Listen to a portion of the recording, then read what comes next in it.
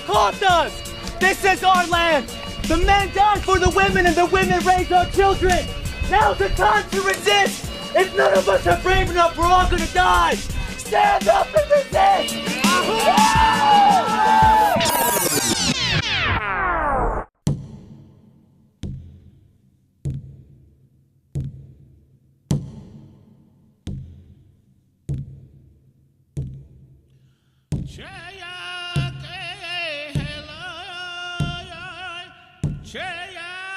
Hale boki he on lapi Oyate le nach ke le na on kia na le makhochum ki trape ke le na on ki chimpi dago on ki trape ke le na hekta ke la khota ki on ki chimpi chawo ki he onichilape. We are the matriarchal Tetuwan Lakota Oyate of the Oceti Sakowin, an indigenous First Nation people of Turtle Island, the continent known as North America. In togetherness with our buffalo relatives, the Tetuwan Oyate, we once roamed freely across the vast prairies and hills of the northern Great Plains, until the occupation of these lands by the expanding United States Empire. Born over thousands of years, our sacred way of life taught us to live, love, and thrive, qualities that endure in our survival today. As we move beyond 7 generations in our unyielding struggle to resist genocide, our matriarchal grandmothers are taking back their strength once again. In togetherness with Lakota warriors and people, we speak out for accountability and change to end the atrocities that keep us from healing our nation. Only by understanding our story can our people live free once again. To our relatives from the 4 directions, we ask you to listen not only with your ears, but with your hearts. From the Pine Ridge Indian Reservation and the place you know as South Dakota, this is our story.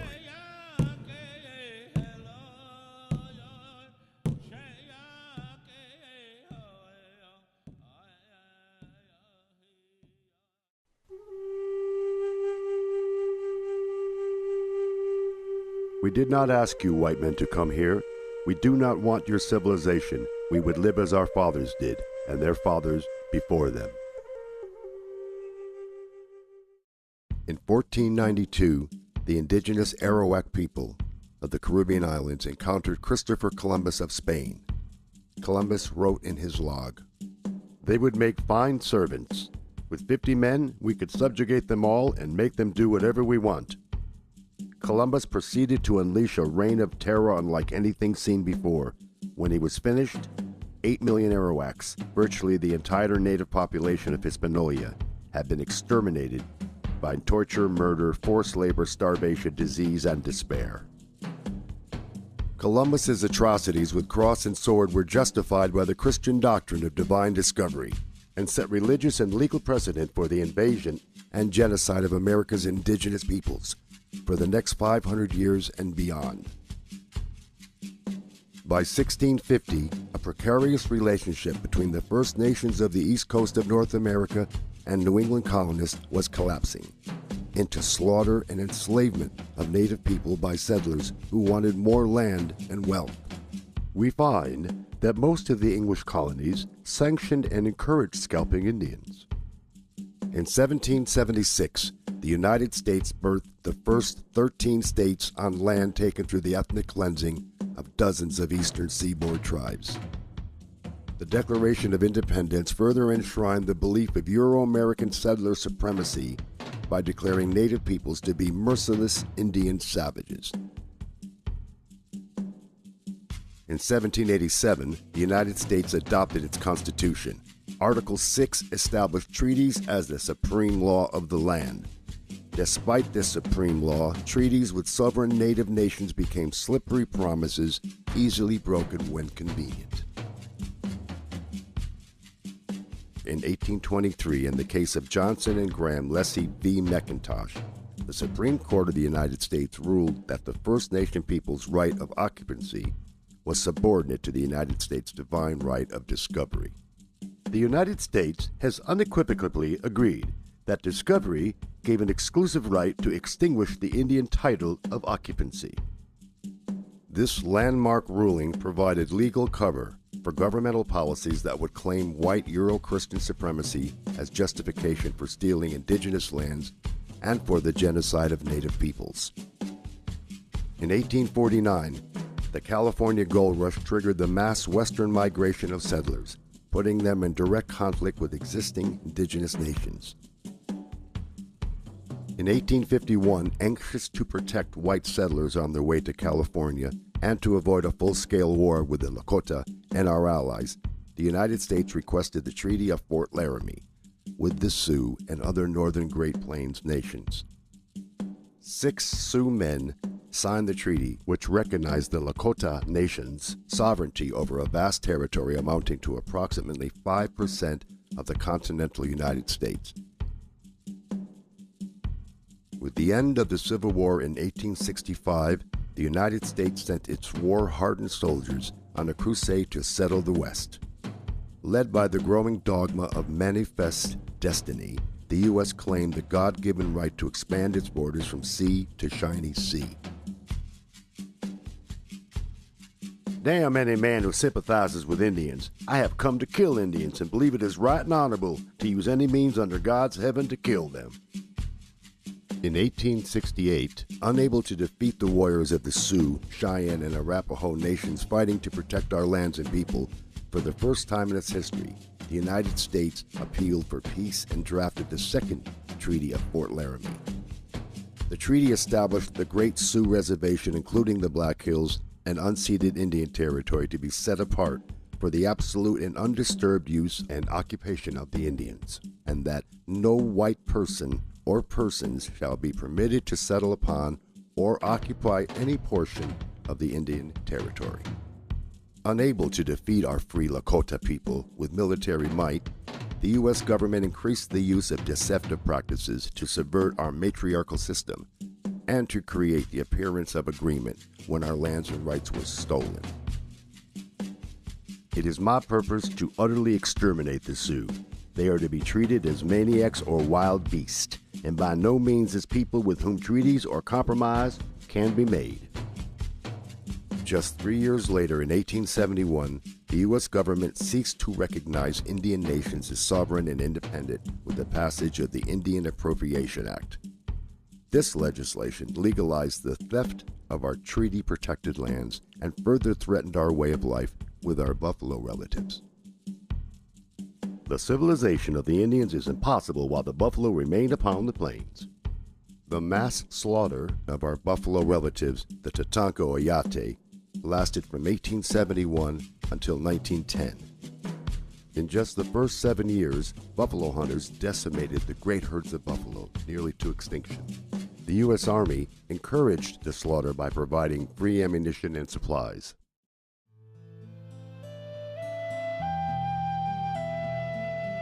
In 1873 alone, buffalo hunters massacred more than 1.5 million buffalo.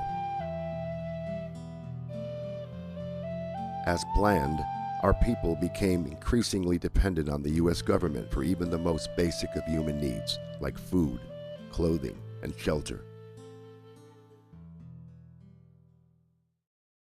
In 1874, after illegally trespassing on Lakota territory, General George Custer publicly announced the discovery of gold in the Pahasapa, the Black Hills. As intended, the announcement unleashed a flood of miners and prospectors into the Great Sioux Reservation in violation of the 1868 treaty. In 1875, the U.S. demanded we sell the entire Black Hills region. We refused. The U.S. declared this an act of war and launched a massive invasion of our lands to annihilate our people. Nothing short of their annihilation will get the Black Hills from them. On the 25th of June, 1876, in the Battle of the Greasy Grass, or Little Bighorn, the Sioux Nation, along with our Cheyenne and Arapaho relatives, won a great victory over General Custer and the elite 7th Cavalry. On that day, we defeated the might of the U.S. Army and took their flag. Seeking revenge for their defeat, the U.S. Army directed Colonel Ranald Mackenzie to unleash total war. U.S. forces went from village to village, killing women, children, and ponies, and destroying teepees, clothing, blankets, and food supplies.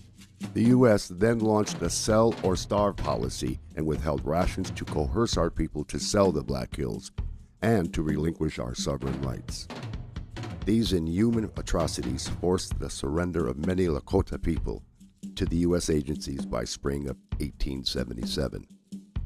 Despite being on the brink of starvation, few of our people signed the agreement to cede the Black Hills. When the paper was signed by Red Cloud, Spotted Tail, and others to give up the Black Hills, the majority of the Indians of the Teton Sioux tribe were not there, and they never consented to giving up the Black Hills, and never gave those chiefs permission or authority to sell or give up the Black Hills. Unable to obtain the required 3/4 consent, the U.S. seized the Black Hills with an act of Congress, in violation of the 1868 Treaty of Fort Laramie. Incensed by the illegal seizure, negotiator for the U.S., Henry Benjamin Whipple, wrote, "I know of no other instance in history where a great nation has so shamefully violated its oath. Our country must forever bear the disgrace and suffer the retribution of its wrongdoings. Our children's children will tell the sad story in hushed tones and wonder how their fathers dared so to trample on justice and trifle with God." After breaking treaties, seizing native lands, and destroying our system of life, the U.S. government introduced another element of the genocide of Turtle Island's indigenous people: assimilation. Kill the Indian, save the man. In the 1880s, the U.S. government joined forces with Christian and Catholic missionaries to steal native children, as young as 2 years old, from their families, ship them to schools far away, burn their clothes, and cut their hair, deprive them of loving family contact for years, and use mental and physical abuse to force their assimilation into American society and the Christian religion. There are but two goals for the Indians: civilization or annihilation. In 1883, the U.S. created the Code of Indian Offenses to criminalize our culture and spiritual practices such as the Sundance, the Giveaway, Gifts for the Bride, Feast, and Medicine Men. Punishments included fines, hard labor, imprisonment, and withheld rations. In 1885, the U.S. Congress continued its assault on tribal sovereignty by passing the Major Crimes Act, which unilaterally extended U.S. jurisdiction over major crimes into sovereign Lakota territory. In 1887, the U.S. Congress approved the General Allotment Act to divide communal land of the Great Sioux Reservation into individual parcels of privately owned property assigned to tribal members. Our people had no concept of individual ownership of our Mother Earth. The Indian must be imbued with the exalting egotism of American civilization, so that he will say "I" instead of "we," and "this is mine" instead of "this is ours." 2 years later, in 1889, in violation of the 1868 Treaty of Fort Laramie, the U.S. Congress passed an act to divide the Great Sioux Reservation into 5 separate and smaller reservations, including the Pine Ridge Reservation. The U.S. government opened the remaining 11 million acres of Sioux Treaty territory for public purchase, including sacred sites and burial grounds our people used for thousands of years. Having wronged them for centuries, we had better, in order to protect our civilization, follow it up by one more wrong and wipe these untamed and untamable creatures from the face of the earth. By 1890, our Lakota people, once powerful and free, were entirely dependent on the U.S. government. The U.S. had forcibly removed our people from our homeland, confined them to reservations, cut their rations by half, stolen our children, and decimated the great herds of our buffalo relatives. On the 29th of December, 500 soldiers of the U.S. Army's 7th Cavalry Regiment surrounded Bigfoot's band of about 350 Lakota people at Wounded Knee Creek, and along with 4 rapid-fire Gatling guns, massacred 312 of our men, women, and children.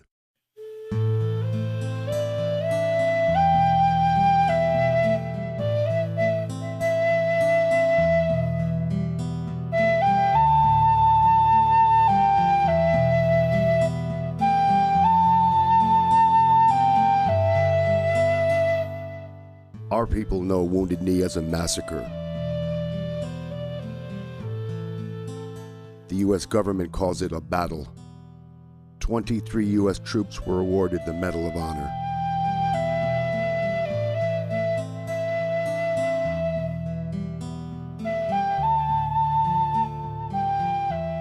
Something else died here in the bloody mud and was buried in the blizzard. A people's dreams died here. It was a beautiful dream. The nation's hoop is broken and scattered. There is no center any longer, and the sacred tree is dead. In 1903, the U.S. Supreme Court decision Lone Wolf v. Hitchcock secured U.S. hegemony over indigenous peoples by granting Congress unlimited authority to break Indian treaties unilaterally, to sell treaty-protected land, and to regulate all aspects of Indian affairs without the consent of indigenous nations. In 1934, President Franklin D. Roosevelt and the U.S. Congress passed the Indian Reorganization Act, the IRA. In a misguided attempt to fix the indigenous nations the U.S. deliberately had broken. Despite opposition from traditional elders and in violation of the 1868 treaty, John Collier, Commissioner of Indian Affairs, and Harold Ickes, Secretary of Interior, illegally approved the IRA Oglala Sioux Tribal Council and Constitution for the Pine Ridge Reservation with the support of only 1,348 tribal members out of an estimated 12,000 Oglala Lakota people. Most of our people were ineligible, unable, or unwilling to cast a vote. In the 1960s and 70s, U.S. Indian Health Services, IHS, physicians performed involuntary sterilizations on thousands of Lakota women aged 15 to 44. IHS facilities singled out full-blood Lakota women for sterilization procedures. On the 27th of February, 1973, 300 American Indian Movement activists from more than 75 tribes began occupying Wounded Knee, the site of the massacre 83 years earlier. Traditional elders from Pine Ridge sought to exercise our people's natural right to sovereignty and to take a stand against the corruption of the illegal Oglala Sioux tribe government. Continuing the 150-year war on the Lakota people, federal authorities escalated the occupation of Wounded Knee into armed conflict with a force of U.S. Marshals, FBI agents, National Guard personnel, armored personnel carriers mounted with machine guns, snipers and helicopters, semi and fully automatic assault rifles, grenade launchers, tear gas, jets for aerial photographs, and paramilitary personnel.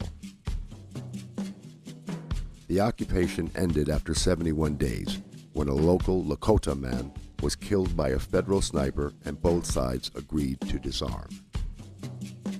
From 1973 to 1976, in the aftermath of the Wounded Knee takeover, the U.S. government backed Oglala Sioux Tribe President Dick Wilson and his guardians of our Oglala Nation paramilitary vigilante force, nicknamed Goons, inflicted the reign of terror on Pine Ridge.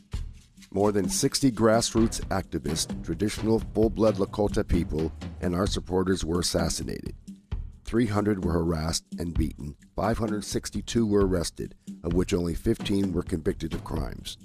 During that time, the murder rate on the Pine Ridge Reservation soared to 170 per 100,000, the highest in the world at that time.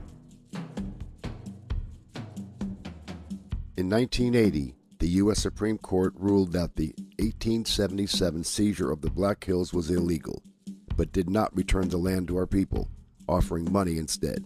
To this day, we refuse to accept the monetary compensation offered for the theft of sacred Bahasapa. In 2000, at a ceremony acknowledging the 175th anniversary of the Bureau of Indian Affairs, Assistant Secretary of the BIA, Kevin Gover, admitted. From the very beginning, the Office of Indian Affairs was an instrument by which the United States enforced its ambition against the Indian nations and the Indian people who stood in its path. It must be acknowledged that the deliberate spread of disease, the decimation of the mighty bison herds, the use of the poison alcohol to destroy mind and body, and the cowardly killing of women and children made for tragedy on a scale so ghastly that it cannot be dismissed as merely the inevitable consequence of the clash of competing ways of life. Though he described the multitude of ways the U.S. government has devastated indigenous peoples and nations, he failed to admit the truth. Genocidal warfare continues today.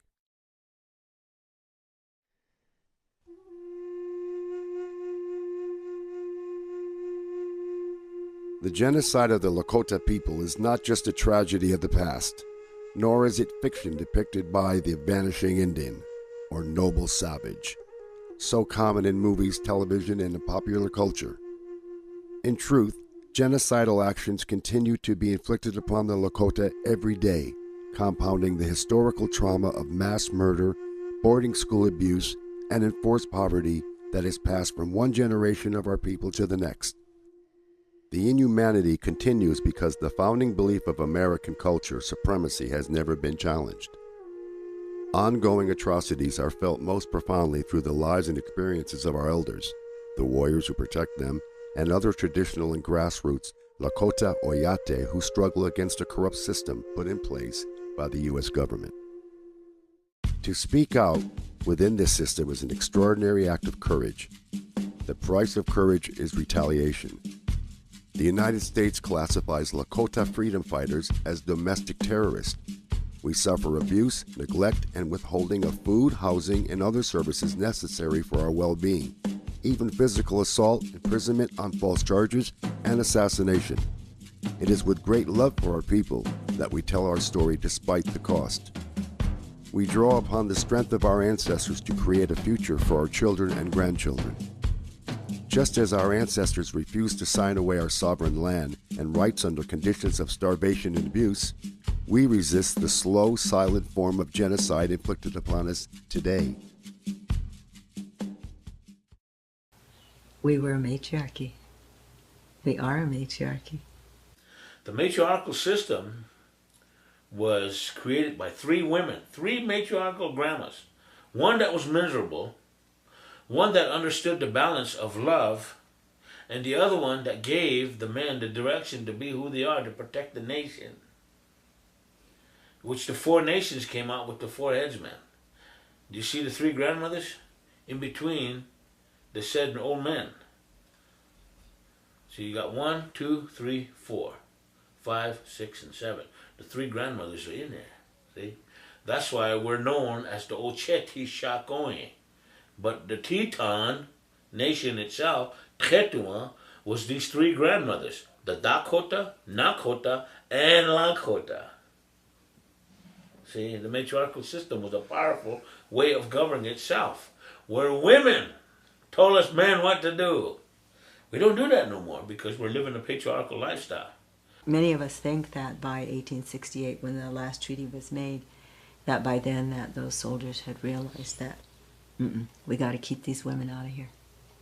And so it was just the Article 12, 3/4 of the adult males could only change it.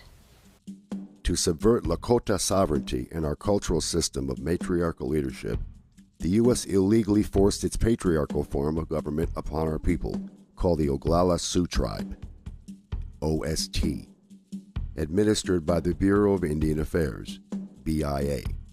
This cultural genocide started way back in the late 1800s. It started with, even with the negotiations for the treaty. It was starting then by the American government making paper chiefs, you know, picking out a man that they could give whiskey to or money to, and then he would do whatever they wanted. The people that presented those treaties say, use our sovereign nations. You are a nation unto yourselves. You have the right to rule yourselves. Yet, they change it because it satisfies them. The Major Crimes Act. That, to me, was the last federal law, and it's a federal law, that took away the whole, really, government structure of the Tetuwan people. Because what that did was it forbade us to use our own laws.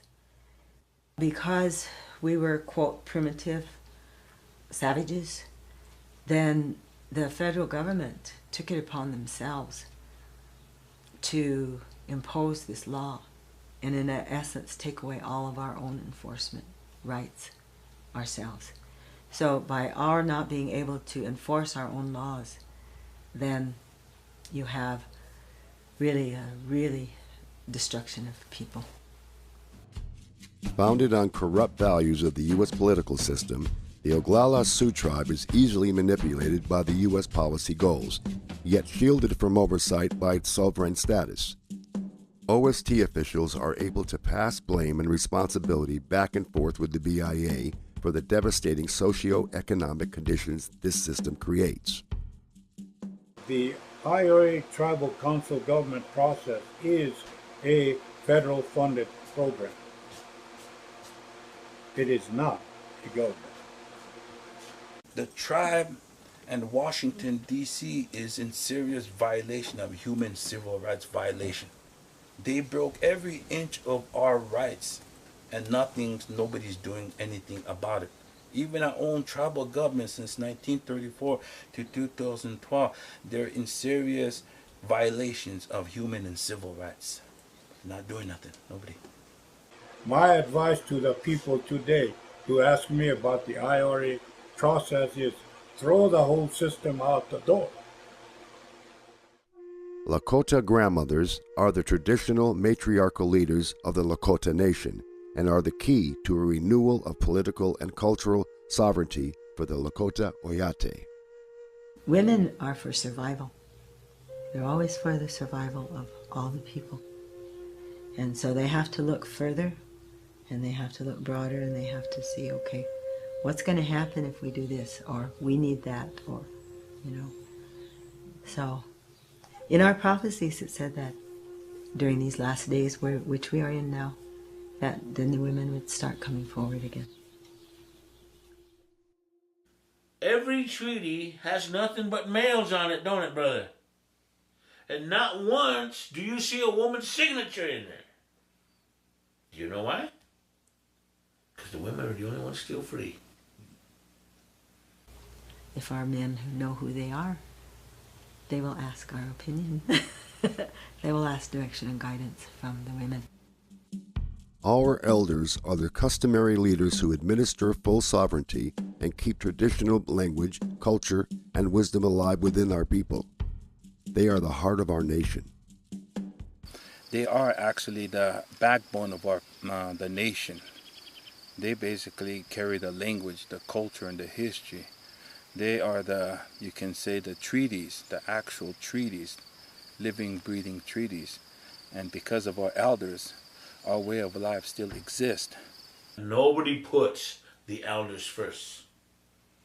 If people talked about honor in this country, then the elders should be the key to the future. Elderly people today are limited on this reservation.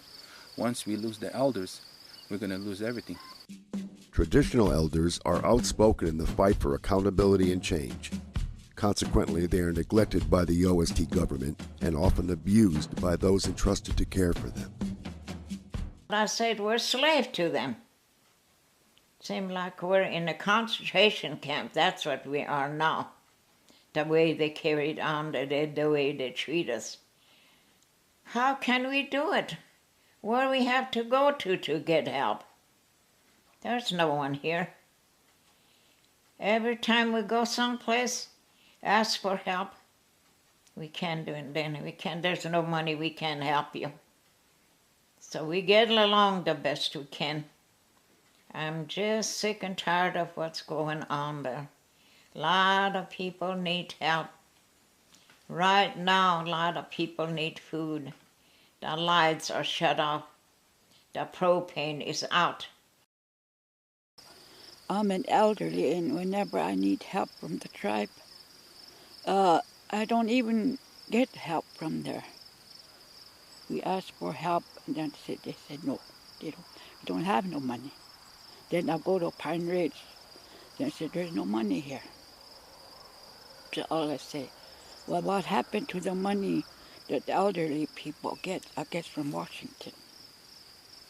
So I don't know. So that's how come these elderly right around here don't hardly get no help. We're freedom fighters. Maybe that's why nobody don't want to help. The OST government system neglects to fulfill even the most basic needs of our elders on Pine Ridge. As a result, poverty-stricken elders suffer every day from hunger and malnutrition. It's scary how they feed the elders. At least they could let us have a good meal, peaceful meal for elderlies. They didn't go that far. I opened that storage room and here, big old sugar can, about that big, it's full of sugar. I looked down, there's worms. The white and the black heads. Look at it. Worms. And I got up and I left. Went the other way and I said, well, maybe this flour is good because they were in a container. So we swifted it and here there's mouse shit in there. This is what they were feeding the elders. We really have a hard time trying to get help. We went to superintendent 4 times. I went to the tribal president 3 times. I went to the council meeting 4 times. That council lady told me, Lorraine, this has been 5 years. You should just forget and live on like that.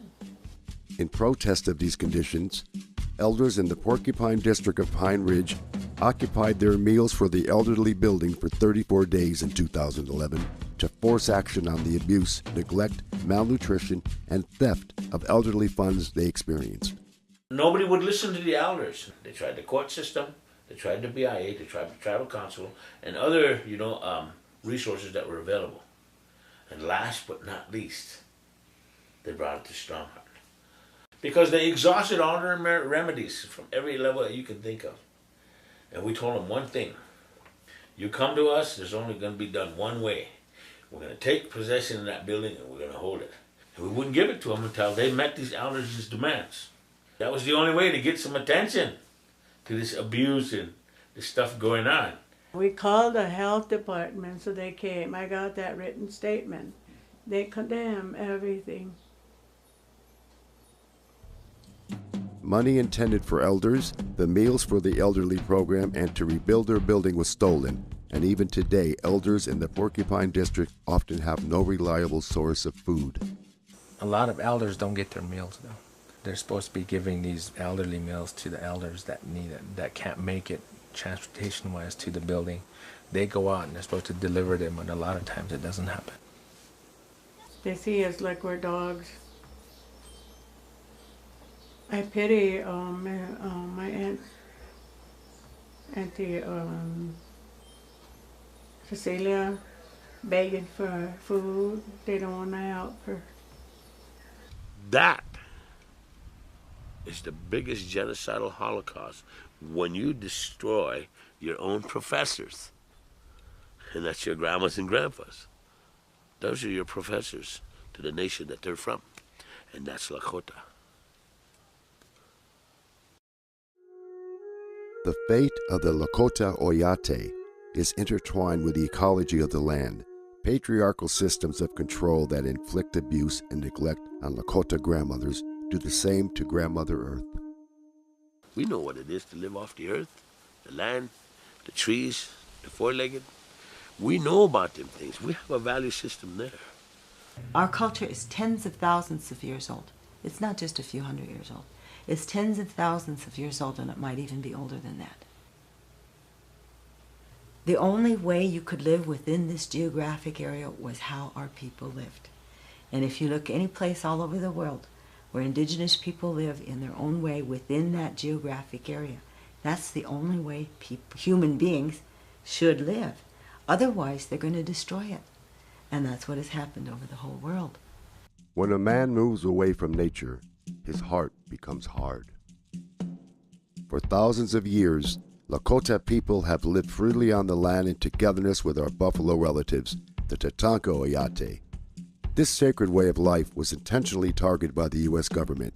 Consequences of the buffalo slaughter are still felt today. We know this buffalo is very sacred to us. Everything in that buffalo survived us. Hide, meat, the skulls, everything. We made knives, spoons, dippers. Everything of this buffalo is sacred to us.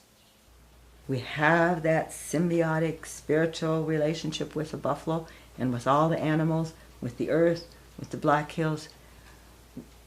We don't have that. And we're not really who we are supposed to be. Seemingly unable to stop destroying life in its path, America desecrates our sacred places, which are sites of profound cultural, spiritual, and ancestral importance that ensure the well-being of all life. Christianity is 2,000 years old. Okay? Judaism, 4 to 6.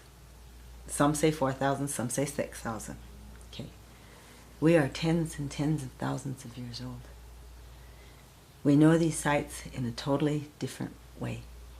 Now, if someone was to bomb the Vatican, would that be just a big, huge, there's laws in the United States if you desecrate a church. Oh my God, you'll go to jail, you'll go to prison. Okay. These sacred sites have been around for tens of thousands of years.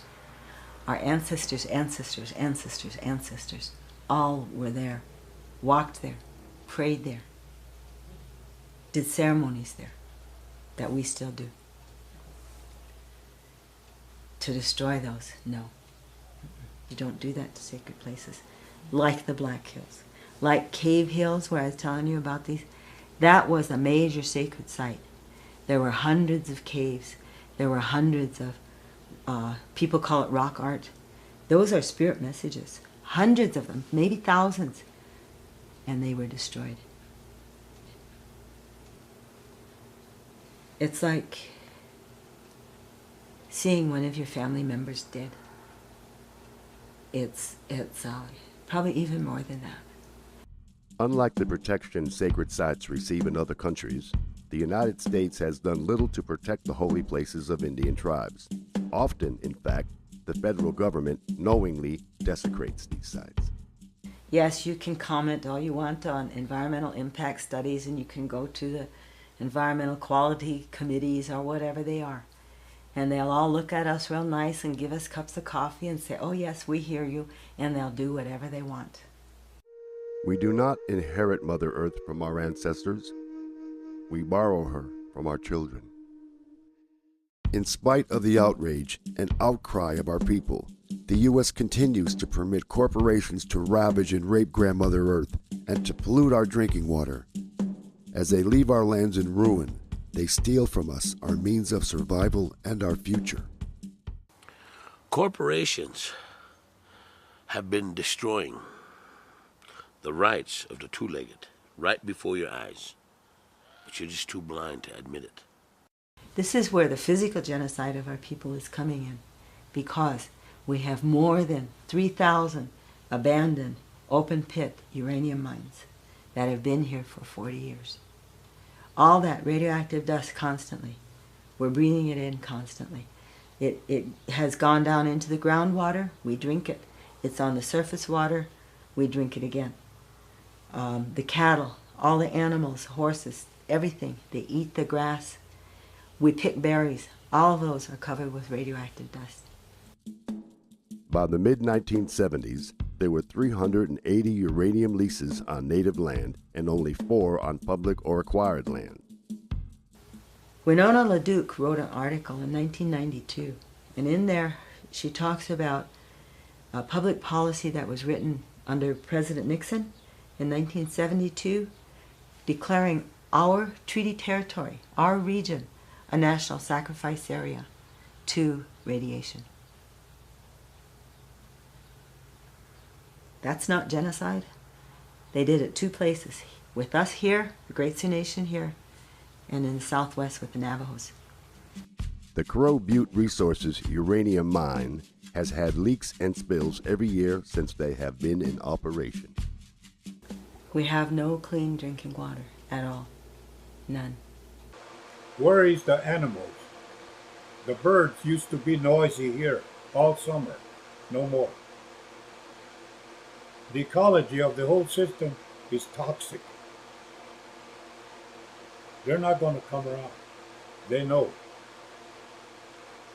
West side of the reservation, elk hunting, deer hunting, antelope, you name it. They're not there anymore.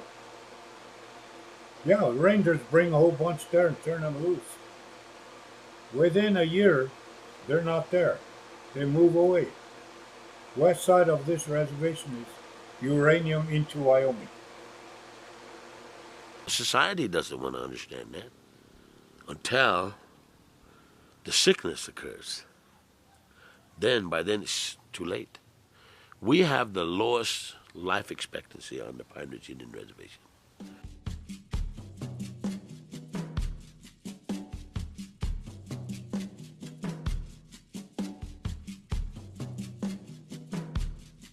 Radioactive elements, heavy metals, and toxic chemicals in drinking water on Pine Ridge pass from mother to child during pregnancy and cause birth defects and miscarriages at a rate 6 times higher than the U.S. national average. We have had noticing more birth defects and miscarriages. More miscarriages than anything.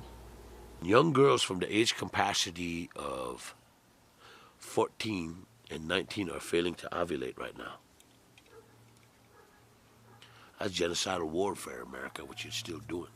This country is so filled with denial, from Head Start, to all. It's like they cannot take ownership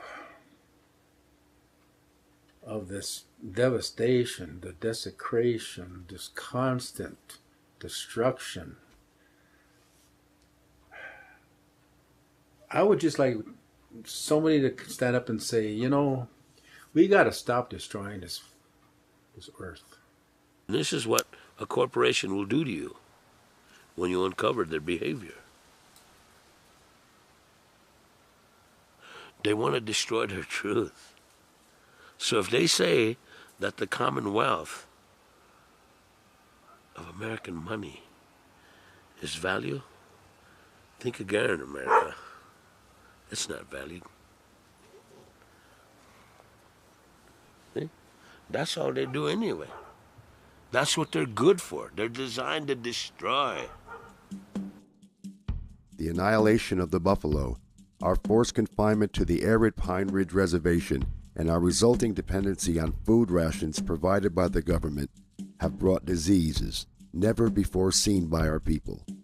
Diabetes, heart disease, and cancer are epidemic here, with rates up to 9 times higher than the U.S. national average. We never had any type of health issues until you guys got here. Our people ate boiled meats and baked meats. Everything was either boiled or baked. We live off the choke cherries, the teamsilas, the wild turnips. That's our food, our nourishment. So now they're trying to cut us off by, you need a permit to pick that. When they moved us onto that reservation, for we could have our sovereignty there, when they put us on our internment camps and our prison, and we had to eat what they told us we had to eat, because we could no longer have weapons to go out and take our livelihood and make our livelihood, we started getting sick. Our bodies are not genetically attuned to carbohydrates and starches. Our bodies are attuned to proteins, more pure vegetables and fruits. And the commodities are chock full of carbohydrates, starches, canned foods, salt, a lot of salt. I look at our people, we are so unhealthy, myself included, because of what we were taught to eat. Gallbladder disease, heart disease, diabetes, rampant. There's a lot of sick people too. There's a lot of diabetes. A lot of people have cancer. We had the highest cancer rate in the whole country.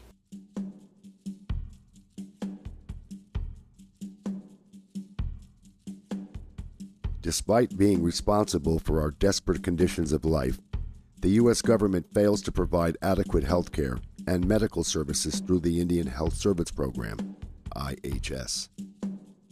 We've, come a long way to try to trust Indian health services. They're not working. The health care, to be honest with you, we can honestly say there really isn't one, because we have an IHS, the hospital right in Pine Ridge, but the care that the people should be getting, they're not getting. And it's not helping the people at all, because some of the doctors that come in are practicing. And they're practicing on our Indian people right now. We don't have no good doctors.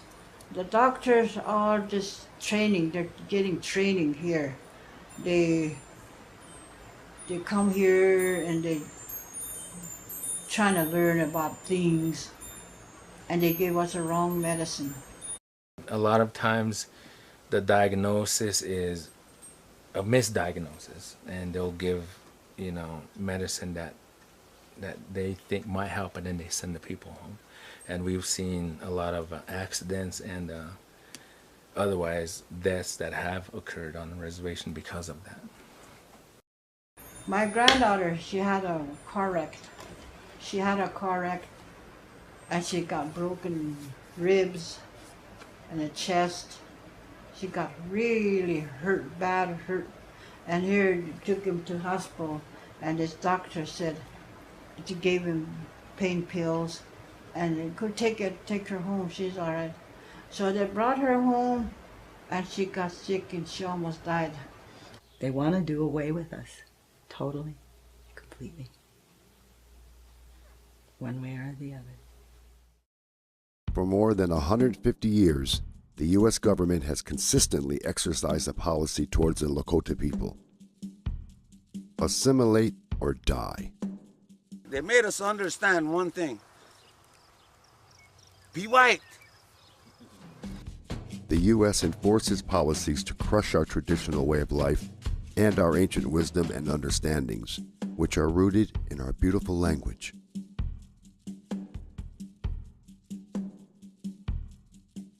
Our language, long time ago, old people said, your language is sacred. That's the most precious thing that we have, to explain who we are. That's the identity of the Lakota. Speak Lakota and they'll know who you are. The first and foremost is the language. That is why you probably heard us speak the Lakota language right now. Nahachti Lakota wichoya le ungluhapi mankoche le. Hohe unahachti tchokata kia ni unkde. What I just said was the language still exists in today's society. And if it continues to exist in the future, we have the capability and ability to survive in the future. But once the language dies, everything dies with it. The culture dies, the history dies, and you lose the reservation. Our songs, our power are based on our language. Our spirituality is based on our language. Our prayers are based on our language. We might be poor, but we have our language behind us. We have a true meaning, understanding of why this tree grows here. We have an understanding why the grass grows, why the sun comes up. Whereas today, our kids are losing that. When someone doesn't know the language, they speak English only, like kids today. They grow up from being Hokshichal, a baby, growing up. They're taught the English language. If you sit down with them and you talk to them, they don't have the idea, the sense, the mentality of Lakota anymore. Since the boarding school era began in 1878, the U.S. government has forcibly removed Lakota children from their families to kill the Indian and assimilate them to the white man's ways. Kill the Indian, save the man attitude. The forced assimilation has caused the cultural genocide. They took all the children away to boarding schools, made them totally unable to practice their culture or speak their language. We lived in a log house, and we were happy, and we're doing good. Our dad was working, and no alcohol or drugs, no abuse of any kind. I remember this little old lady coming in with a clipboard. When she came in, she wrote something down, and she left. I remember how she looked, and I know where I was standing on the bed when she came in.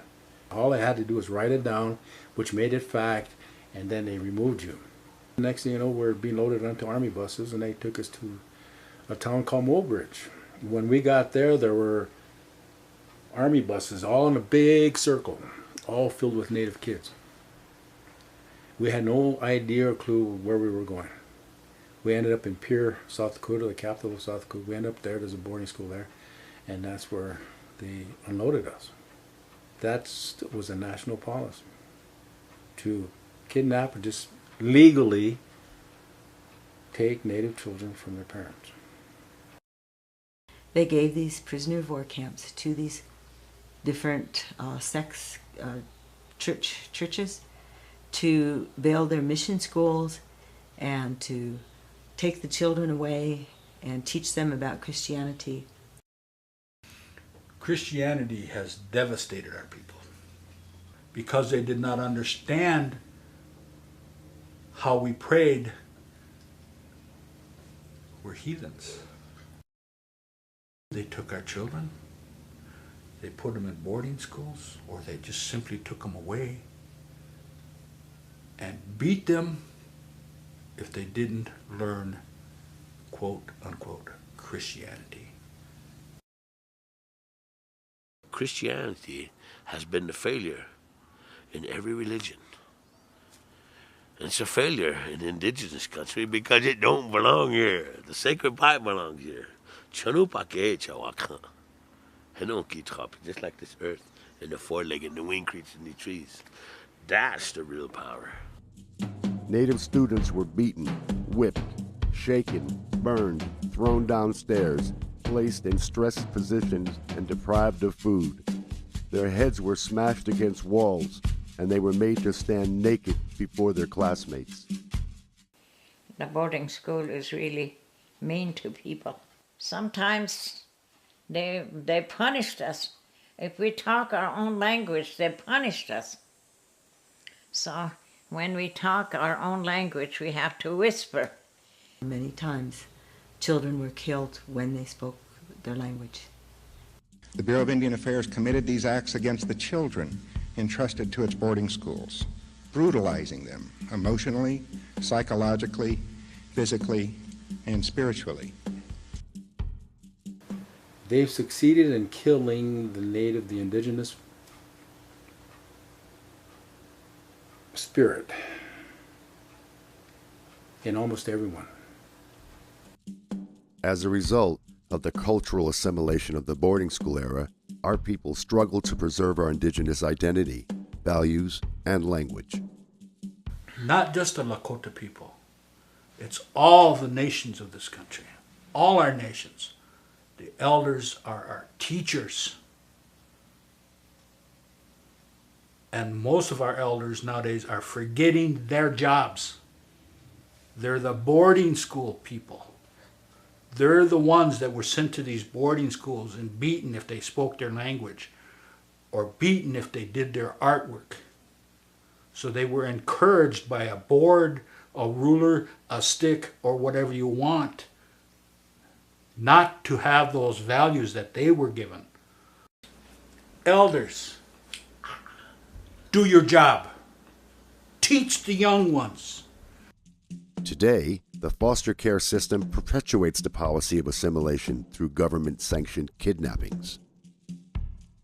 a generation of children is once again losing its connection to its culture. This time it's through state-run foster care. We suffer irreparable emotional trauma as the government steals our children because of cultural bias, retribution, and financial incentives. 90% of our children are placed in non-Lakota homes or group care where our culture is lost. I want to report what happened to me and my son. I said, "What's the matter, Romeo?" I said, "You got a cramp," and his arm was like this. So I said, "You okay?" And then he went and he looked at me and he said, "Ouchie." We didn't know what he did. The only thing, me and Justin, we kept thinking the bed frame was kind of sticking out about that much. After 10, that cramp didn't go away. He was still like this. I went and I told him, I said, "Romeo, come on, let's go. We're going to take you to the hospital." We showed Dr. Josie Angel Torres his shoulder. And that's when Dr. Josie Angel Torres said, "Okay, well, to me it looks like muscle spasms. It looks like it's just like cramped up." And then he said, "What we're going to do is we're going to do some x-rays just to be in case, just in case." And after looking at the x-rays, he said, "To me, it's like he's doing it himself. He's going like this himself." And he said, "Right here, you can see his muscle." He said, "He's just faking it. And he's just doing that so he can miss school." And he didn't give him a brace. He said, "Well, if he's feeling pain, just give him the Tylenol with codeine." When I let him go to school, the nurse told me 20 minutes later how bad it was. I took him to the emergency department. They asked me what happened. I told the doctor what happened, and he accused me and insisted on me abusing my son. He kept accusing me and insisting that I was the one that hit my son, but nobody hit my son. And when he got up, when he told us what happened, we attended him right away. But he kept insisting on me, being the abuser. And when he kept insisting, I kept telling him, I said, "No, I haven't." And, he just kept insisting and getting louder and louder. And I told him finally, I said, "Are you discriminating me?" I said, "Because that's all you're doing. I'm worried about my son, and all you're doing is accusing me." They told me that. They said, "Pedro, you ain't going to have custody of your son. We are going to take custody of your son." And I told him, I said, "What could I say? At least goodbye. Could I at least give him a hug?" And that's when they told me, they said, "Pedro, they took him while you were doing the questioning." When they took him to Rapid City Regional. Romeo was released from Regional Hospital, and I said, "What's wrong with how's he doing? Is he okay?" So they said it was only a sprain, and they went and they gave him a sling. They gave him a sling and they released him. They attended it and wrapped him, gave him a sling and released him. The only one that was there was Vince from Lowell, and that was the only one that was there that I know. And after they released Romeo, Vince put him in a foster home in Rapid. So they use foster kids to ask for legal fees. And when they get the legal fee money, they go and they have meetings. The meeting ain't a meeting, it's just them dividing the check and deciding how they're going to divide it. After they divide it, then they give the people that they're saying the case was for, they give them to run around until they're 21. I don't know if he's, worried, crying, scared, because they won't give me no information on him.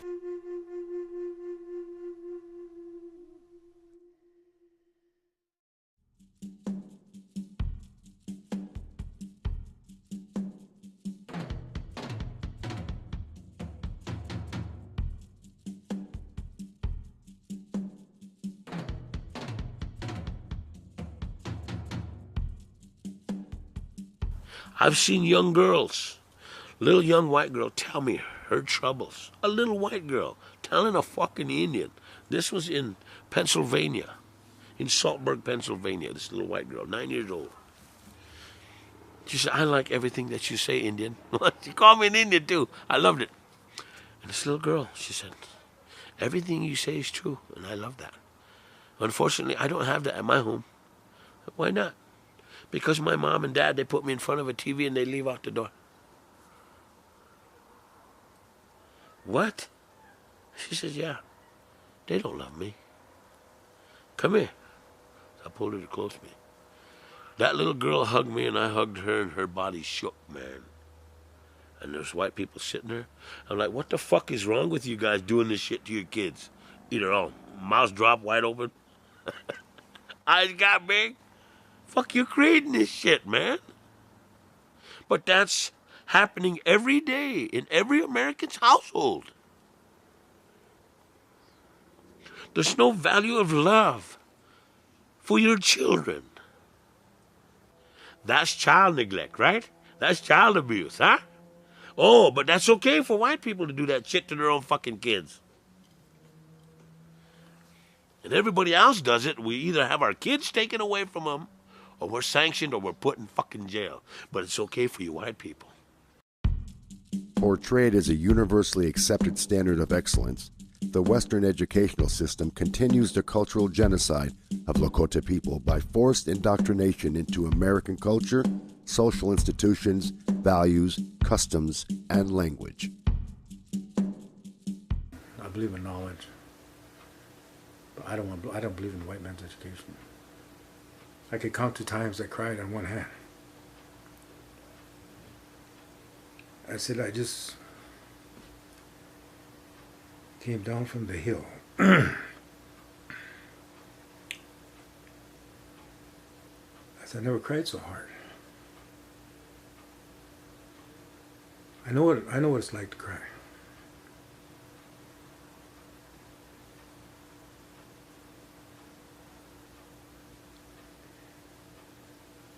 I had to learn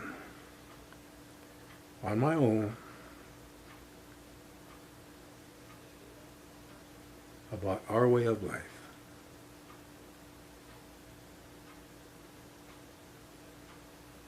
And I had to learn that way what it's like to feel, how to feel again, to be connected.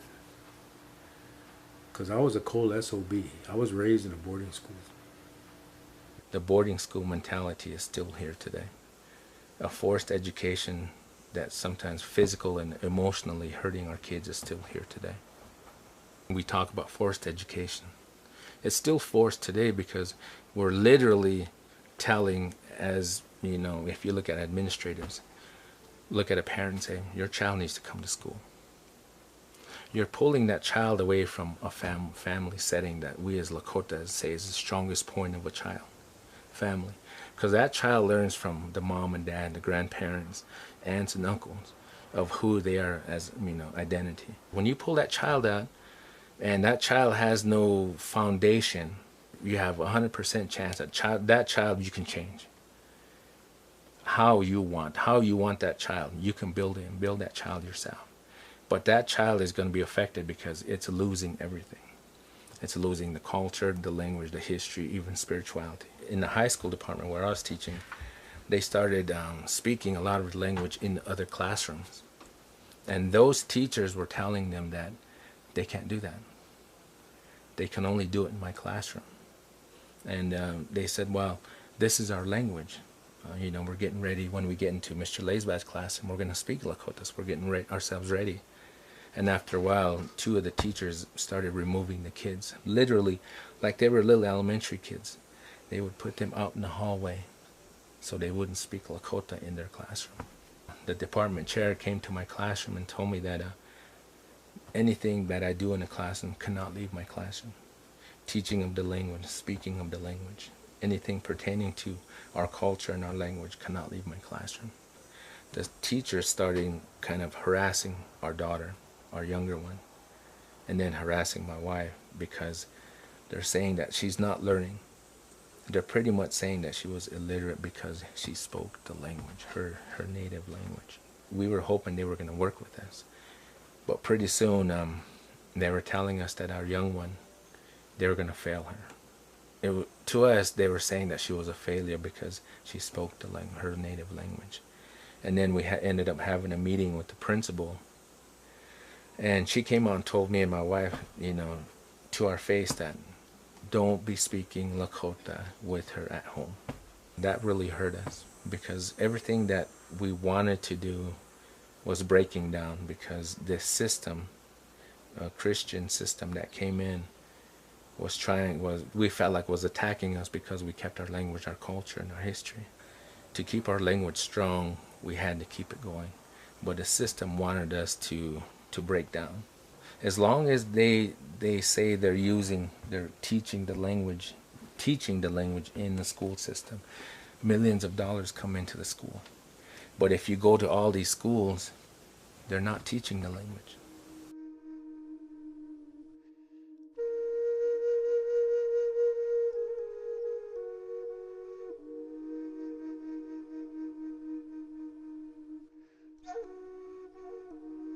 Can they survive as a person out there? Yeah, they probably could. Can that one survive as a Lakota out there? No. Because there's no Lakotas out there. His language is going to be gone because he can't speak his language to anybody. Everything about him, his identity, he has nothing out there. So as a Lakota, we can't survive out there. As a consequence of the comprehensive effort to dominate and discriminate against Lakota people and to steal our lands, cultural identity, resources, and health, we now face a level of impoverishment few would have believed possible. 1/3 of homes on Pine Ridge lack clean water, 40% lack electricity, 60% are substandard, 89% of our people live below the federal poverty line. Every winter, our precious elders die from hypothermia due to lack of adequate heating. Since 1934 to 2012, we had billions of dollars come in.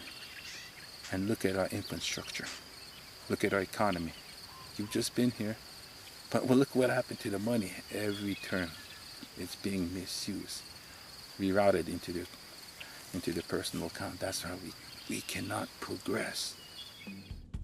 The policies of the United States government towards Indian tribes and the breaking of covenants with Indian tribes have contributed to the severe social ills and economic troubles in many Native communities today.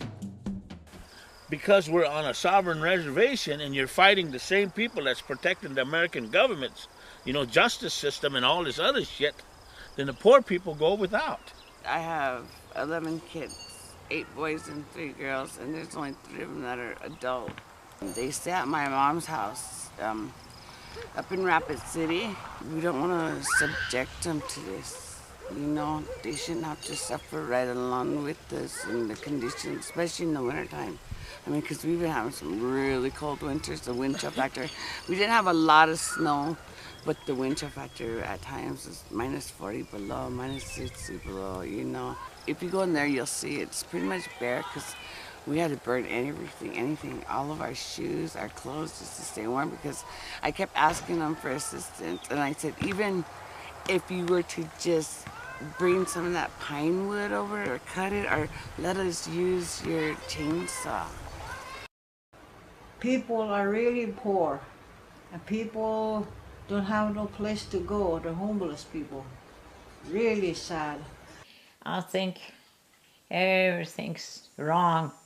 To me it is. Sometimes I was thinking about it. Why it's this way? Why we have to go through hardship? Why do we have to go through all this? Lakota people years back, we don't live like that. We live a good life that time. But nowadays, I think we lived in hell. The way things are. Everything's hard for us.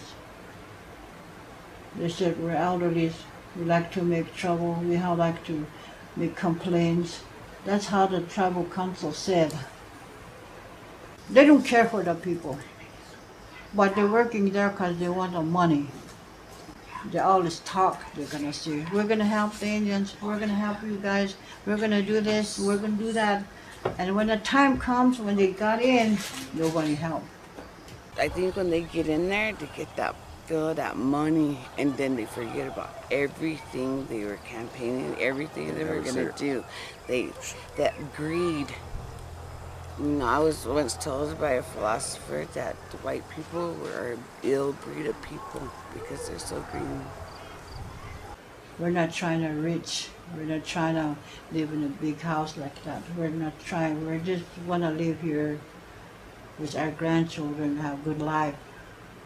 I want the people to know how we get along hard time. No home, no food. And the money that comes in, they don't even give it to us. They help themselves. This is the American empire. This is the way America wants you to live.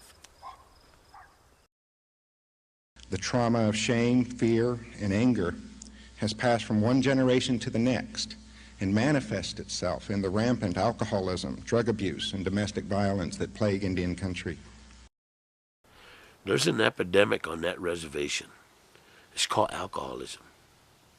Plagued with drugs, plagued with domestic abuse, plagued with fucking women violence of rape, and plagued with debauching minor children. And you people are responsible for that. You, America, and your little brothers known as half-breeds. I am angry because I have to live with that shit. 2 miles from the dry Pine Ridge Indian Reservation is the notorious town of White Clay, Nebraska, population 10, where 4 stores sell more than 13,000 cans of beer every day. You see the White Clay, how it is. Today you see them laying over there. Yeah. Feel sad, makes me sad, you know. White Clay exists solely to profit from the illegal sale of alcohol to residents of Pine Ridge, where alcoholism affects 8 out of 10 families. All the drug dealers, marijuana dealers, all kinds of beer, they sell some beer that makes people crazy. And so when they drink those beer, people get crazy. And they do awful things. I think the government let them do it. They let them do it. They want to see all the Indians die from the alcohol. I think he wanted to. I think the government don't care about the Indians. Local, state, and federal authorities predictably shuffle responsibility and jurisdiction over the problem. Regarding a lawsuit filed by the Oglala Sioux tribe against beer manufacturers that supply White Clay stores with volumes of beer far in excess of an amount that could be sold in compliance with the laws of the state of Nebraska, U.S. District Judge John M. Gerard wrote, "There is in fact little question that alcohol sold in White Clay contributes significantly to tragic conditions on the reservation." Yet he proceeded to pass on the responsibility to the state of Nebraska. We want to close down White Clay. All the sales of alcohol here for our children, our next generations, for the people, and all the deaths that are happening here because of alcohol. Everyone's affected, and we're tired of it. We don't want it no more. No more alcohol. The constitutional bylaw of the Lakota Sioux tribe, at 88.01 states that alcohol is abolished from the reservation and it can't be allowed. So what we're there to do is to enforce that. We're stopping cars and everything like that, asked if they had alcohol, and, we're basically doing our best to enforce the alcohol ban on the reservation. He started coming towards me and everything, and he swung at me, but, I got out of the way. He tried to fight me. Let's go!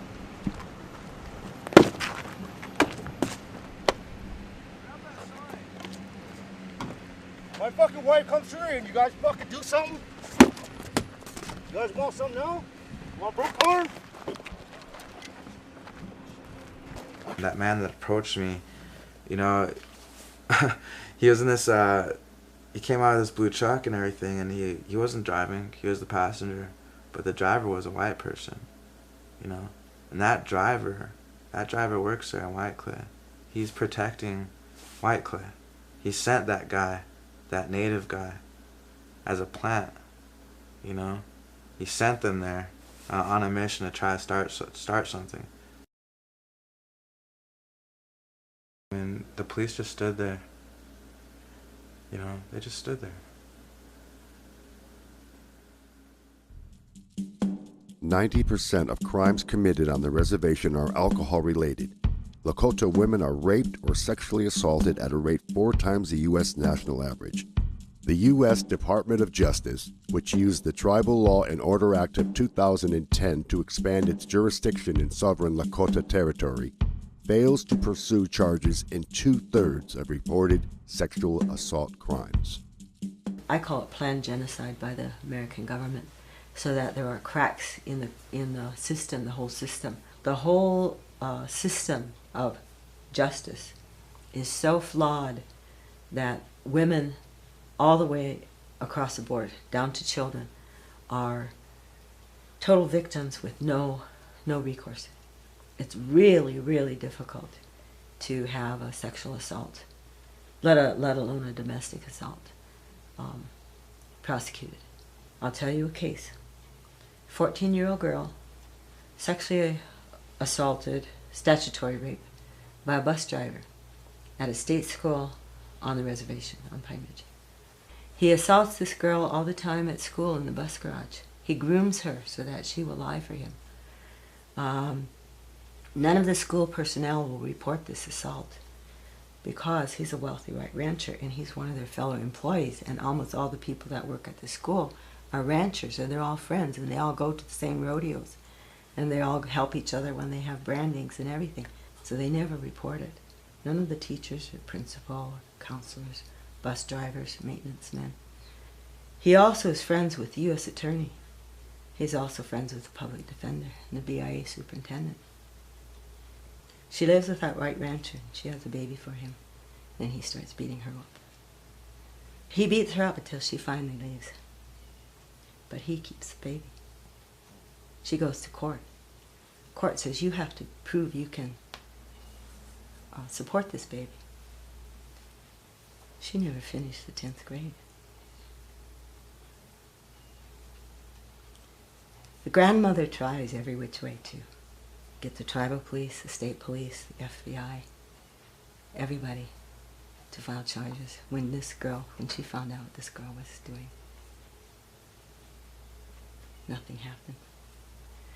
The Fed said it's state school, has to go through the state. The state says it's on a federal reservation. The feds have to handle it. Nobody will touch this case. That little girl was my granddaughter. The father was my son.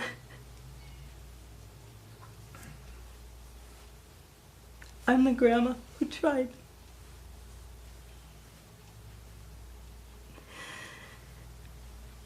I have to pray every day because I have such rage.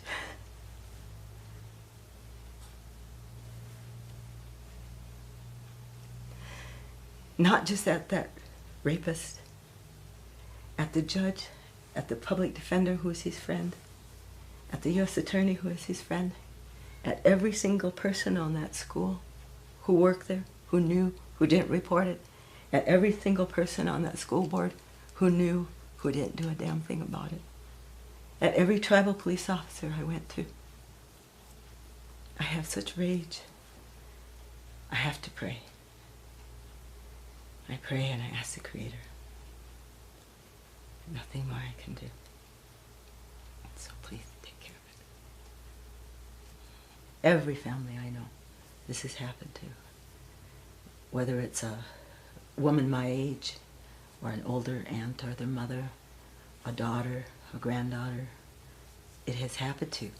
And with these cracks in the jurisdiction, where do we go? We have no place to go. We have no place. I mean, yeah, you can report it. Will anything happen? Look at, we reported it all over the place. And nothing could happen because they always find a convenient way for nothing to happen if it's an Indian person. The U.S. government has taken everything from us: our freedom, our sovereignty, our elders, our land, our lifeway, our children, and now even the hope of many of our people. Our despair is so profound that our young people abandon hope to suicide at a rate 1.5 times higher than the U.S. national average. I have never seen any real Indians promote genocide by encouraging the dilution of Indian blood.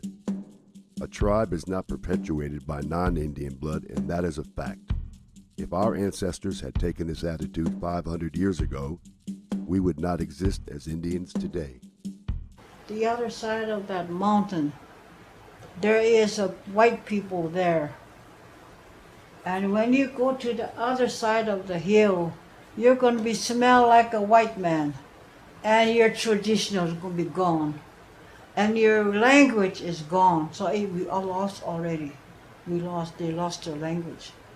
So younger kids can't talk Indian anymore. Promoted through American miseducation, foster care, and urban relocation, the American melting pot concept encourages the loss of native cultural identity through dilution of native blood. You give us the ability to get off the reservation, then you kill us from our identity of our cultures, upbringing. The urban Indian, we call them urban Indian, they're out there, off the reservation. They don't know nothing about the traditional. They don't care to learn it. Facing discrimination in white society, many mixed-blood Indians return to Pine Ridge, where they inflict learned oppression on full-blooded and traditional Lakota people, exploit the system of land allotments and leases to steal common lands, and make money off our sacred ceremonies. They were abused by white America's citizens. White America looked at their own little brothers as the Indians. So they abused them. They came back and inflict that same abuse upon us full-bloods. The government needs to give them credit share to benefit. When you turn 18, you get all this, Tim and a horse, plow, like that. But this half-breeds bought it off of them cheap, because we're not farmers. When they bought everything off of them, he said you could sell your land to tribe, to feed your kids. What they don't know is that money belongs to the Indians. So they're actually giving your money for your land. The law that we have, you cannot give no tribal land to anybody, or you cannot sell no tribal land at all. Yet, the half-breeds got together and they started another community over there without asking us. Thunder Valley. They gave them 80 acres there to build that. Who did that? We don't know yet. And he runs that Sundance. He's not even supposed to do that. He's not an Indian. Then he went sweat. He even have a ghost dance, so his daughter hang herself. You know, these are the sacred things you don't play around with. Half-breed, they're just doing any old ways. Even the sacred mountains that we have, they're taking over. Bear Butte Mountain. I myself go over there for Hubbleachai for years. I have to be way on top by myself to do my vision quest up there. And now I can't do that because there's too many. We don't know there. And half-breeds took our pipe. Half-breeds took everything from us. They half-breeds. They can't speak Indian. They make money off of it. So dance, Hubbleachai, all this, they took it. It's not as sacred as it used to be. Out of place in traditional Lakota society, Western-educated mixed-bloods often find positions within the Oglala Sioux tribe, through which the U.S. government exploits the strategy of divide and conquer to continue the war on traditional Lakota people. The mixed bloods were getting into the political realm, and they ostracized a lot of our traditional people that spoke the Lakota language. Dick Wilson, we had a president, and he don't like us. Dick Wilson, he hired a lot of people to, we call them goons. We're all full-bloods, and they're half-breeds, they're goons. And they were, you know, having Pine Ridge's militia on them, which was the Goon Squad. They trying to kill all of them down there. And the goons are really no good that time. A lot of Indians got killed. They're really mean to us. Mean to everybody, these goons. And now, what happened? Why, they had high-powered gun, And they even have a machine gun on it, all kinds of machine gun. They paramilitarized the whole fucking Pine Ridge Indian Reservation. They were receiving military arsenal.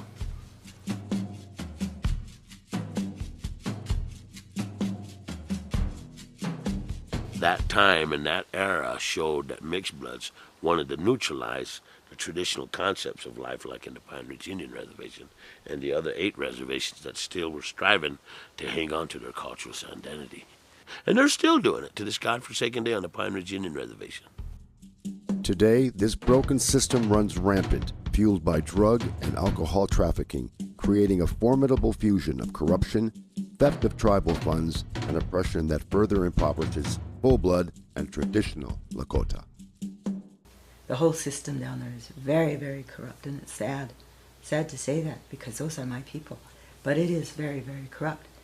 It's a part of oppression, you know. The oppressed will become the oppressors, and that horizontal oppression, that's what happens, and that's what has happened now. The tribe gets federal money to run programs, to hire people to do work, to provide services, like a government is supposed to. But when half of that money, or maybe even less, is used to actually provide the government services, and then the other half is given out as payoffs to keep people doing the corruption, then you have the system that you have down there. And that's what I discovered as a treasurer. They go right to Washington, D.C. and say, well, we're the poorest county in the whole United States. We live in poverty area. We need more money. This is how much Indians there are. They use us to get money again, which we don't get nothing. We, as elders of the Pine Ridge Reservation, filed this complaint on our Oglala Sioux tribal council members. Elderly abuse is based on hunger, malnutrition, hardship, mental and psychological abuse, and visible theft of tribal funds.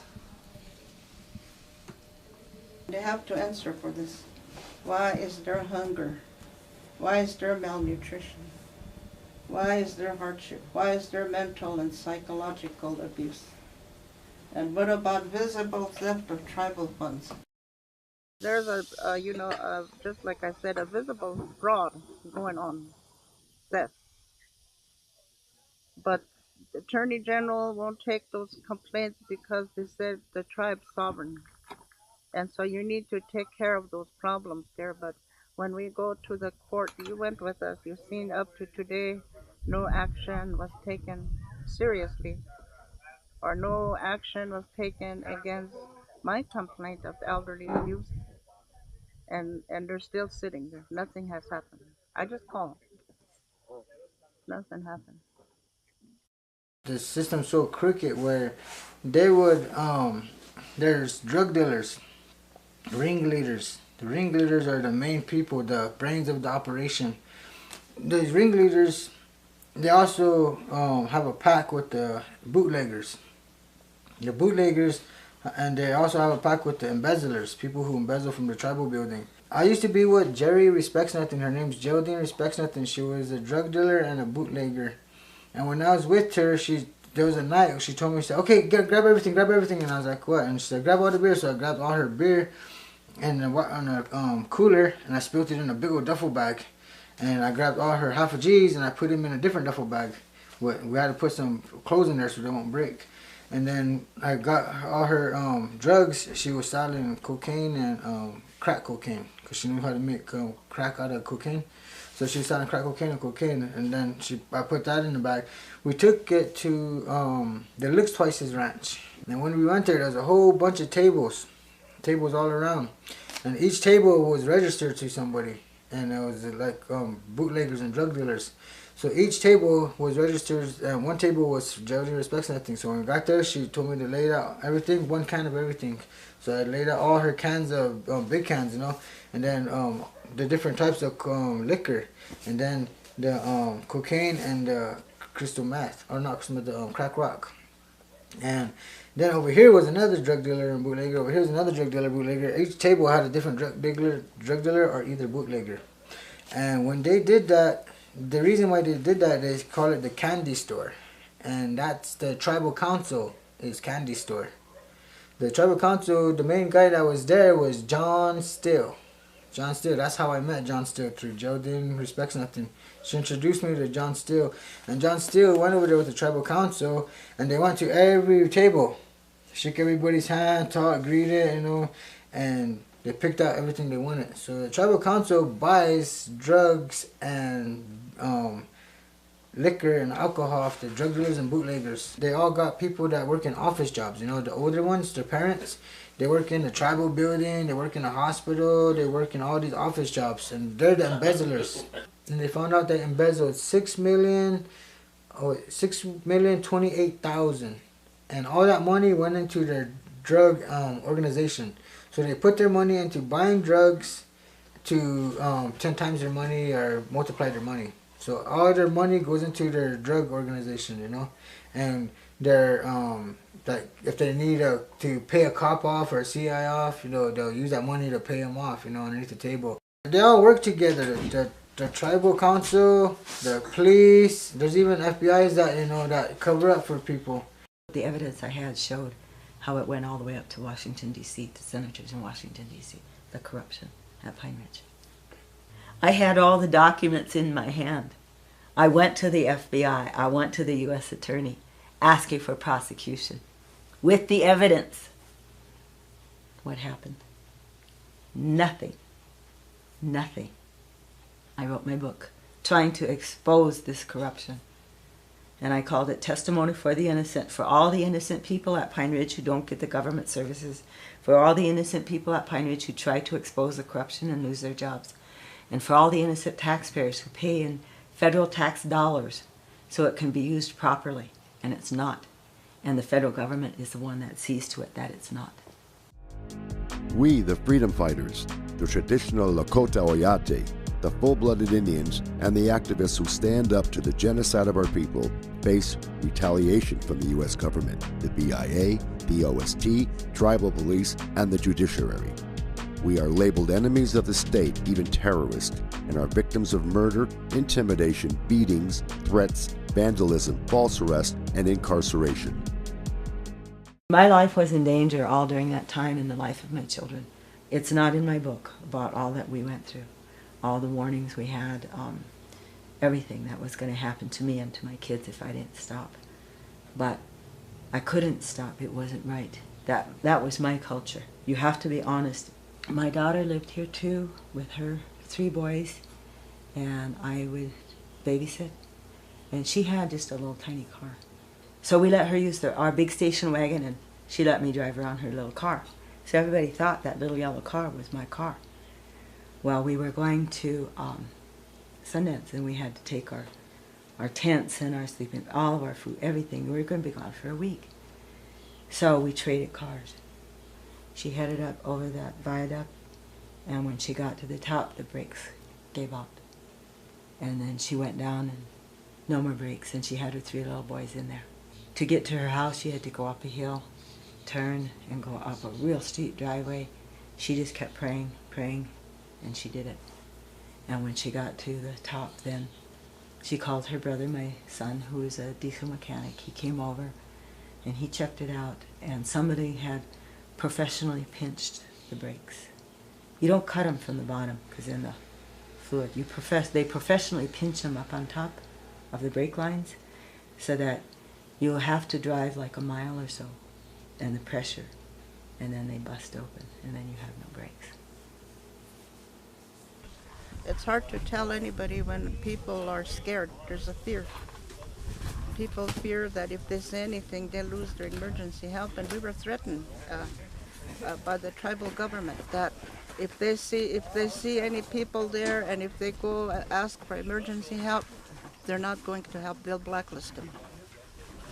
And there's a lot of people that are blacklisted on this reservation. He's one of them. We can't go over there and tell them what's going on. They'll arrest us, they'll put us in. They'll probably throw the keys away when they put us in. That's how bad it is around here for the real Lakotas. And they're scared. They're scared to do anything. Today, you go over there and say something about the government, they might shoot you. Charles Richards' boys put a gun on me and Cassie and my kids. They put a gun at us and started running down the road with it, pointing it at us. So we went real fast and reported it. I told Justin Hooper, I said, Justin, I said, we're getting retaliated on because all the information we've been telling you, somebody's letting them know, there's an informer letting them know that we're the ones that are, giving you guys all the information and they're retaliating on us. And Justin Hooper said, well, the best thing for you guys to do is move. I got sister-in-law and 2 grandchildren got killed on the scenic road. My brother got killed up in the hill. He lives all by himself. Those things happen to us. And it hurts, it really hurts.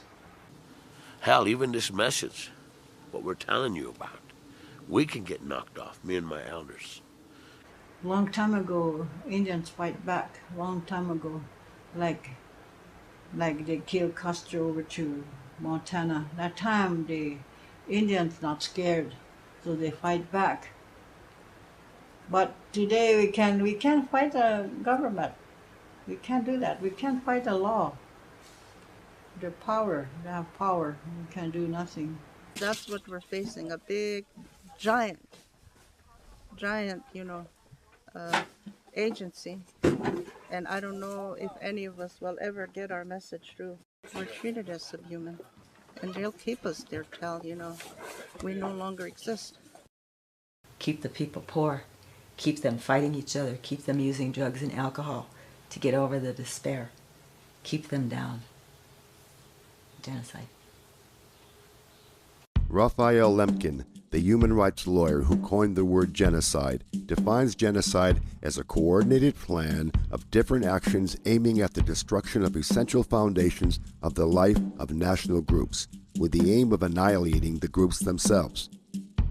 The international community identifies these actions as killing members of the group, causing serious bodily or mental harm to members of the group, deliberately inflicting on the group conditions of life calculated to bring about its physical destruction in whole or in part, imposing measures intended to prevent births within the group, forcibly transferring children of the group to another group. What we're trying to tell you, America and you American people, you need to get your head out of your ass and really look at what you're doing. The only thing that you can see clear is the misery that you created. That's the only thing you can see clear. You don't see love. You don't see caring. And most of all, this word peace, you fuckers don't even know what that means because you never had that either. And the other two, you never had it. If you did, where is it? How does the white man replace my eastern people that once lived in paradise along that eastern shoreline? They're gone. The language is gone. They don't exist anymore. What did you do with them? I am a red man. If the Great Spirit had desired me to be a white man, he would have made me so in the first place. No white man controls our footsteps. If we must die, we die defending our rights.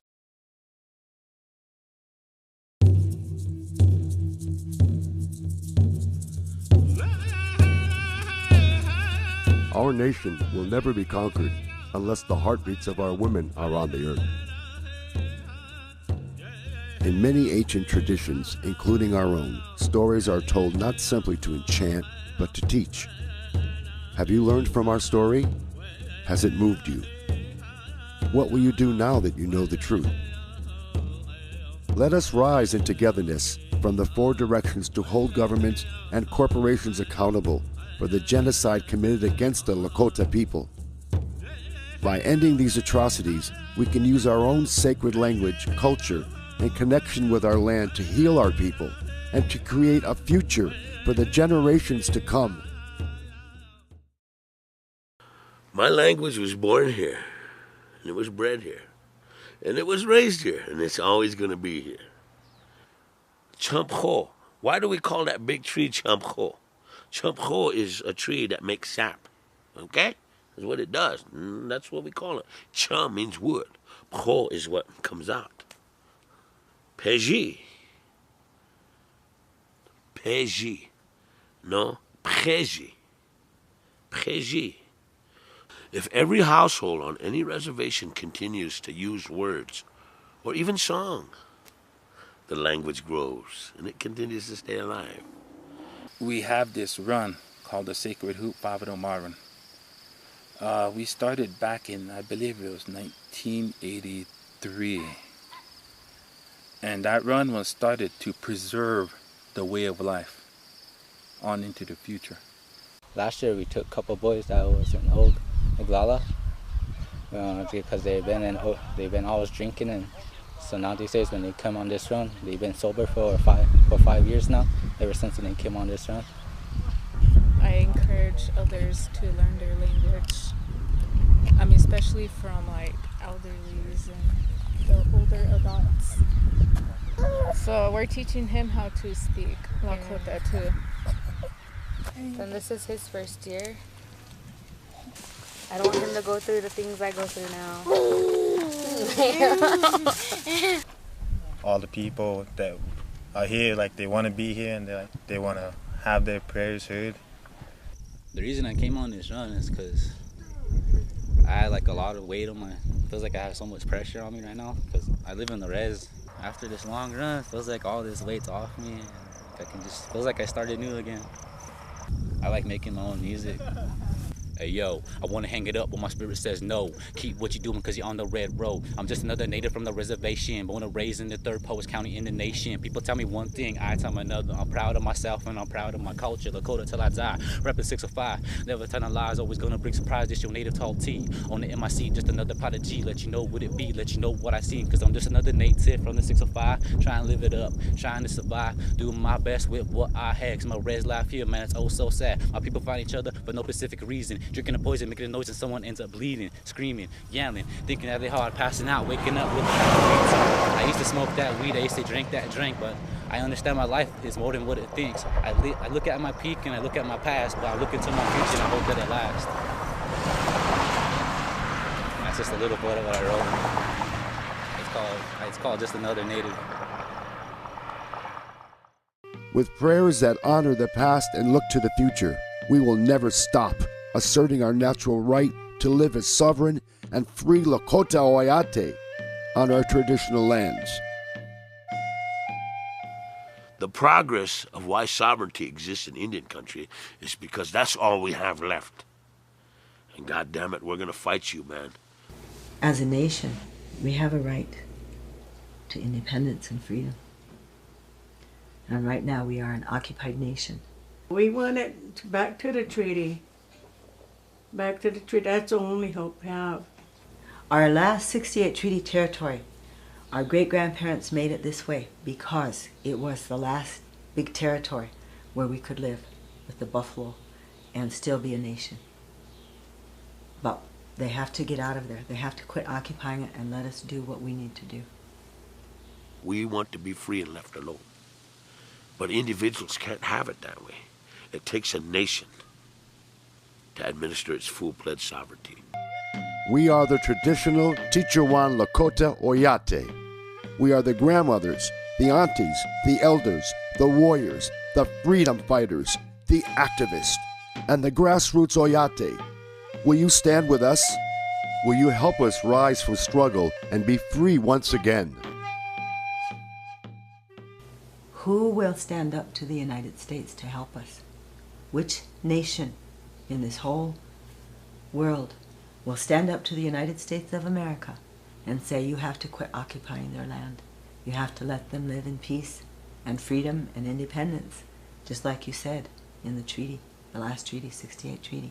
Who will help us?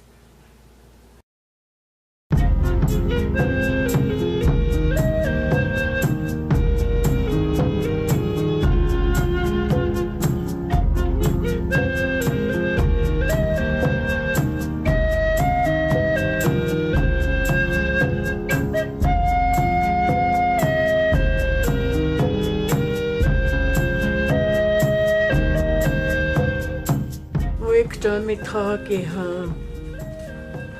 Lakota ki ha Makawacha le na wala kam na na khomhetina o cheke glahana shim na ha is skawicha shale na khomhetina eni khachomhetina Lakota ki wo ki he onichila pe na hoptabi na ochum na o kabi. Relatives, we share our humble gratitude for listening to our story as our grandmothers return to their strength. Let us work together now to create a new world for us all. Pila Mae Itakiape. Okay.